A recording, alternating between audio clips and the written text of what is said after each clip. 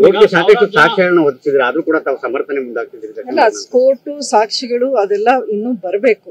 ಯಾಕಂದ್ರೆ ಇದನ್ನೇ ನಾನು ಹೇಳ್ತಾ ಇರೋದು, ಮಾಧ್ಯಮಗಳಲ್ಲೂ ತೀರಾ ತುಂಬಾನೇ ಊಹಾಪೋಹಗಳು, ಯಾವ್ದ್ಯಾವ್ದೋ ಸೋಷಿಯಲ್ ಮೀಡಿಯಾ ಇಂದ ತಗೊಂಡ್ಬಂದು ನೀವು ಅದನ್ನೇ ನಿಜವಾಗಿ ಒಂದು ಸ್ಟೋರಿನ ಮಾಡ್ತಿರೋದನ್ನು ಸರಿ ಇಲ್ಲ.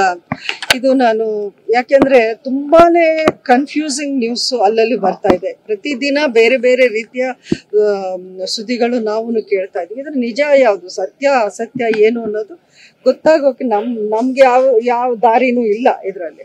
ಸೊ ಸತ್ಯ ಹೊರಗೆ ಬರೋಕೊಂದು ಟೈಮ್ ಆದ್ರೂ ಕೊಡಿ, ಒಂದು ಅವಕಾಶವಾದ್ರೂ ಕೊಡಿ. ಮೊದಲನೇ ದಿನದಿಂದಾನೇ ಅವನ್ನ ಒಂದು ಆರೋಪಿಯಿಂದ ಅಪರಾಧಿಯನ್ನೇ ಮಾಡಿ ಹಾಕೋದು ಬೇಡ ಅಂತಾನೆ ನನ್ನ ಒಂದು ಮನವಿ.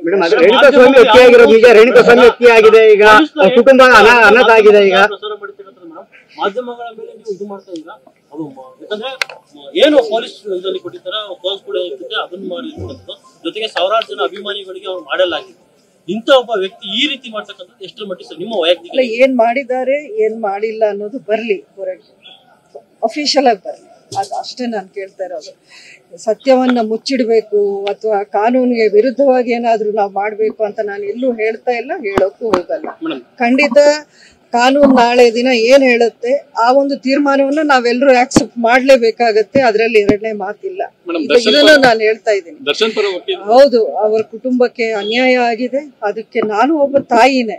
ಅಂತ ಅನ್ಯಾಯವನ್ನ ನೋಡಿ ಯಾರೂ ಅದನ್ನ ಒಂದು ಆಕ್ಸೆಪ್ಟ್ ಮಾಡೋ ವಿಷಯ ಅಂತೂ ಅಲ್ಲ. ನನಗೂ ನೋವಾಗಿದೆ ಅದನ್ನ ನೋಡಿ, ಆ ತಾಯಿ ಅಳೋದು, ಆ ಪತ್ನಿಯ ಒಂದು ಪರಿಸ್ಥಿತಿ ನೋಡಿ ಎಲ್ರಿಗೂ ಹೃದಯ ಒಂಥರ ಎದೆ ಹೋಗಿರೋವಂಥ ವಿಚಾರವೇ. ಆದ್ರೆ ಇದನ್ನ ಯಾರು ಮಾಡಿದ್ದಾರೆ, ಏನಕ್ಕೆ ಮಾಡಿದ್ದಾರೆ, ಯಾರೆಲ್ಲ ಸೇರಿ ಮಾಡಿದ್ದಾರೆ, ಇದರಲ್ಲಿ ಹಲವಾರು ವಿಚಾರಗಳು ಇನ್ನೂ ನಮ್ಮ ಮುಂದೆ ಬರಬೇಕಾಗಿದೆ. ನನ್ನ ವಿಶ್ವಾಸ ಏನು ಅಂತ ನಾನು ಹೇಳಿದ್ದೀನಿ. ಅದನ್ನೇ ಎಲ್ಲರೂ ಒಪ್ಪಬೇಕು ಅಂತ ನಾನೇನು ಹೇಳ್ತಾ ಇಲ್ಲ. ಖಂಡಿತ ನಾಳೆ ದಿನ ಸತ್ಯ ಬರುತ್ತೆ. ಅಲ್ಲಿವರೆಗೂ ತಾಳ್ಮೆಯಿಂದ ಕಾಯ್ಬೇಕು ಅನ್ನೋದು ನಾನು